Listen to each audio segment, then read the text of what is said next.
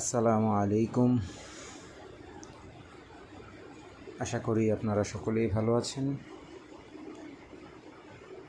এবং আশা করছি আপনারা আমার সাথে পূর্বের ক্লাসগুলো মস্ক করছেন বা নিজেরা বাসায় প্র্যাকটিস করছেন। সর্বশেষ আমরা শিখেছিলাম মাখরাজের প্রথম 5টি মাখরাজ। আজকে আমরা শিখব পরবর্তী নতুন 5টি মাখরাজ। তাহলে আমরা শুরু করছি আজকে 6 নম্বর মাখরাজ থেকে।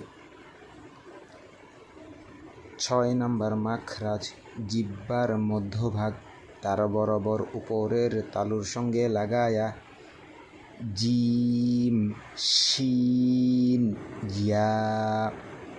এই 6 নম্বর মাখরাজের এই 3টি হরফ উচ্চারণ করার সময় জিহ্বার মধ্যভাগ অর্থাৎ মাঝখানের যে অংশটা ঠিক তার বরাবর উপরে তালুর সঙ্গে লাগাতে হবে, তারপর উচ্চারণগুলো করতে হবে এবং এই 3টি হরফ উচ্চারণ করার সময় একটু শক্তভাবে উচ্চারণটা করতে হয়। আসসালামু আলাইকুম। আশা করি আপনারা সকলেই ভালো আছেন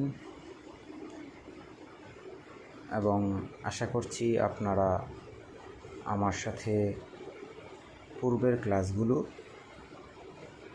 মস্ক করছেন বা নিজেরা বাসায় প্র্যাকটিস করছেন। সর্বশেষ আমরা শিখেছিলাম মাখরাজের প্রথম 5টি মাখরাজ। আজকে আমরা শিখব পরবর্তী নতুন 5টি মাখরাজ। তাহলে আমরা শুরু করছি আজকে 6 নম্বর মাখরাজ থেকে। 6 নম্বর মাখরাজ জিহ্বার মধ্যভাগ তার বরাবর উপরের তালুর সঙ্গে লাগায়া জিম শিন ইয়া।